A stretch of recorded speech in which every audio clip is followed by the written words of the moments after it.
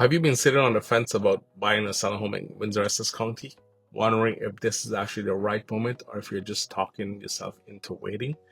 Let me answer that plainly because here's a real question underneath that feeling. Is now a good time to buy or sell a home or condo in Windsor Essex County? Based on the numbers so far this July, here's my honest answer, and it's not the same answer for all of you. My name is Kris Ramotar, and I've personally helped over 160 families buy or sell a home or condo right here in Windsor Essex County. Every week, I break down these numbers straight from our local MLS data. No guessing, no borrowed opinions, no fluff. So if you're considering moving to or within Windsor Essex County, whether it's buying, selling, or relocating, please feel free to reach out to us. My contact information is right below this video. So let's get into the numbers.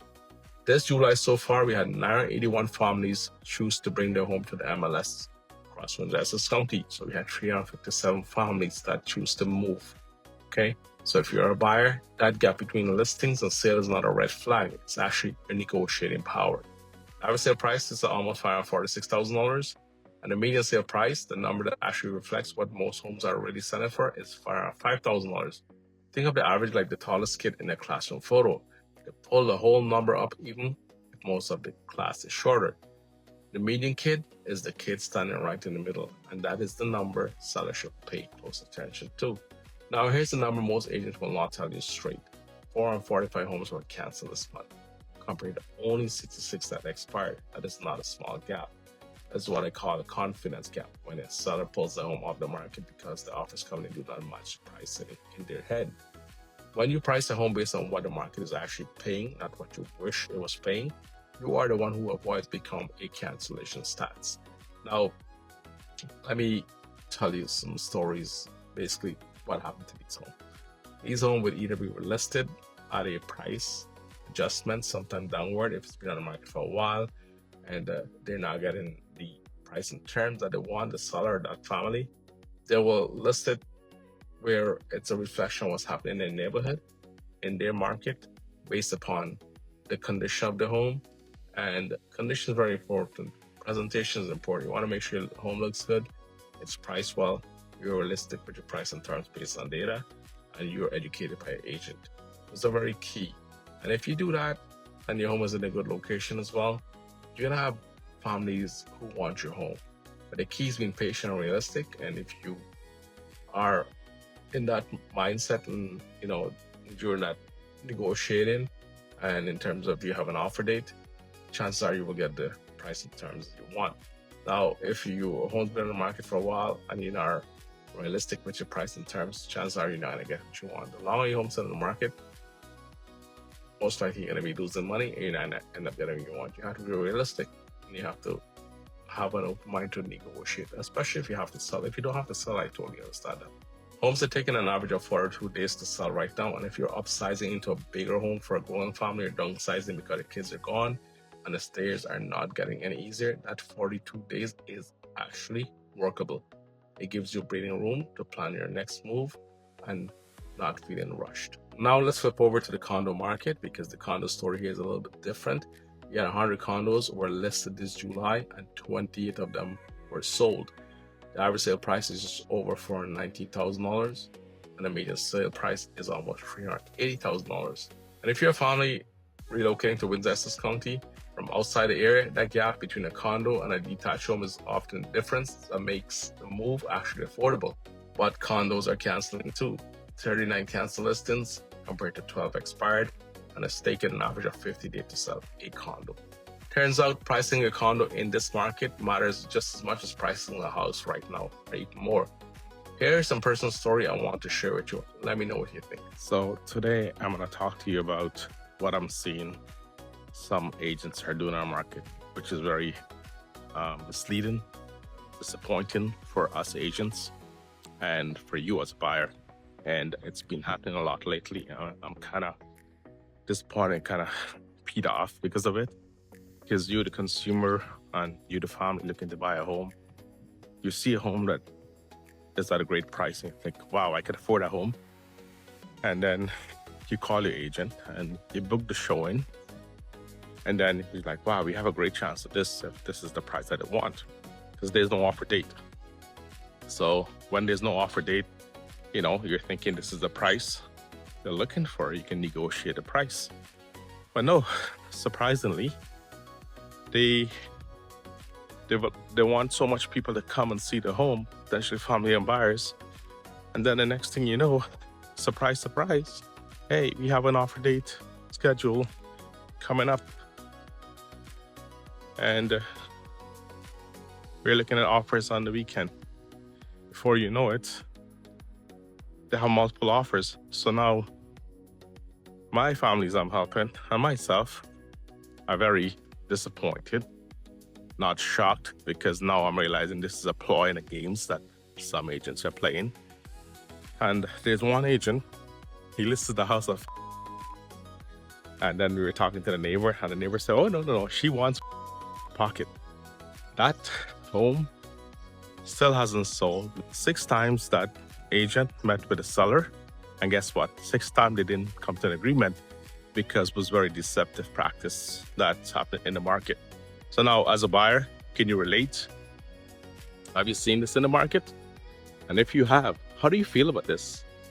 Let me know in the comments below about this. And some agents not gonna like this because I'm telling you the truth. I'm working for you, the families, and as an agent myself, if I were in your shoes, I would not want to see this happening, and very disheartened, very disappointed. And yes, I can totally feel your struggles, your pain, and this seems to be the common things that are happening on market now. It may be a ploy or a trickery, but it's not fair. And I'm very, very disappointed. You're gonna hear me say that a lot. I'm very upset for you, for my clients, for me as an agent, because you, as a family, as a buyer, and the public need transparency. You don't need games. You don't need to be misled. We've already been misled a lot by a lot of agents out there in our business, and it's leaving a bad and sour taste for many of you. And I want to be that voice for you. I want to be that voice that fight for you. I want to be the one that is very transparent. There are a lot of good agents in our market, but then there's a few who make it very bad for us agents and you as a family. Let me know what you think. As a family looking to buy a home, I want to share some personal experiences I'm having so far for the month of July. I've showed 61 homes to families I'm working with. Currently, I'm working with 5 families, and we wrote 7 offers. 2 were accepted. And these are homes that are priced within the $400,000 to $650,000 price range. And it's very competitive for the home that shows well, price well, it's in a good location. And if the family who are selling the home are realistic with their price and terms, we're competing with other families. And most of these times, these homes are selling above the list price. Case in point, there were one home, we saw a semi-detached home in a great East Windsor location, listed for $434, I believe, and there were 9 offers. We choose not to submit an offer. We had it drafted and it was sold for them. We're waiting to see the sale price. I feel somebody probably pay around $475. I'll keep you an update on this. And our offer was in the 450s, but the average price in the area was around $445, and the last one sold $460. So I feel $475 because this home was turnkey move-in ready, nicely, freshly updated, renovated. So somebody got a good home who was willing to pay that price. And we went to LaSalle. We got a detached home on a nice lot, 4-bedroom, 1.5 bathroom, built in the 70s. We put an offer in for just over $500,000, and our offer was accepted with a condition of a home inspection and mortgage financing condition. So let's see how that progresses come this week when we do the inspection. Mortgage is pretty good. And then we close in about a month and a half time. So this is a first-time home buyer's journey and story I'm sharing with you. We have wrote 3 offers so far, and they're very picky, and they can afford to be, especially if you're spending over $500,000 and you know what you want in this market. I think it's only fair for you to be very selective, because that's probably the biggest emotional, financial, and stressful decision of your life. So you want to make the right decision. So that's what you should expect for the homes that are, once again, as I mentioned earlier. Now for the homes that have been sitting on the market, you have flexibility, you have negotiating power, and most of the time, the seller, if they're motivated to sell, will negotiate with you and their agent to make everybody on the same page, and everybody will work together to have this home sold to the right buyer for the right price and terms. So that's happening. There are deals to be made out there, all depend on the motivation of the seller and how badly you want the home, and the transparency of the realtors or the agents involved representing both sides of the families. So that's what you should expect in our current market if you're a family looking to buy a home. If you're selling your home, here's a little bit of tip for you. I've seen this a lot lately, and especially for the families I'm helping buy a home. When we go to a home, the first thing, curb appeal. So when you buy a home, you're not just buying the home itself, you're buying a neighborhood. So you pull up, you see the home beside the home you're potentially interested in. It's very in rough shape. The grass is not taken care of. There's a lot of cars, looks like a junkyard. That's right off the bat is a warning sign, because you're not just buying that home, you're buying your neighbor. One. Number two, the home you're gonna see, the grass is not cut. Go inside the house and you smell a very strong odor of an animal. And then you look around, it's so dirty and like unclean. So that's an indication. Are you really passionate about selling your home? You really want top dollar for your home? How much care have you put into your home? I would say selling your home, you have one opportunity to make a lasting impression. And that's the first time somebody walks through your home. It's either gonna want them to buy your home, or they're gonna say, hey, you know what? Right off the bat, this is not a home. There's things about it. So clean your home, make sure it shows well, declutter it, make sure it smells good, make sure the lawn is cut. It's like you going to buy a home. What are the things you look for? What are the things gonna turn you off? Are you going on that first date? I always use this as a reference. I'm going on my first date, I gotta look good, I gotta smell good, I have to dress good.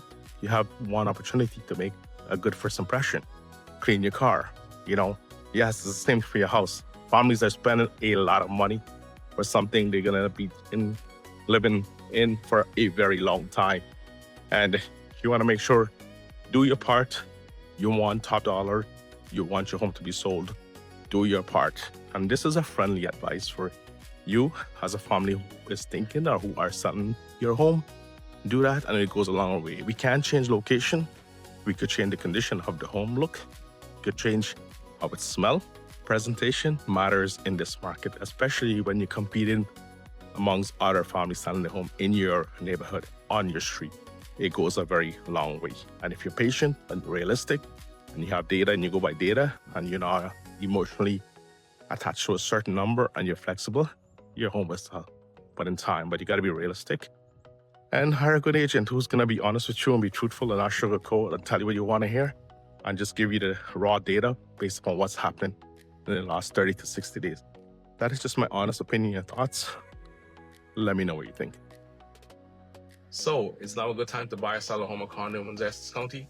When you understand these numbers instead of guessing at them, the answer becomes a lot less scary. And if you're thinking about buying, selling, or relocating to or within Windsor Essex County, reach out to us using my contact information below. We will be happy to walk you through your specific situation with honest answers. If this video helped you make sense of what our market is like now, give it a like. And if you're new here, subscribe so you do not miss every week update. Oh, don't forget to watch my next video coming up right up there. Take care, stay safe, have a great day, have a great weekend, have a great week, have a great month. We'll see you soon.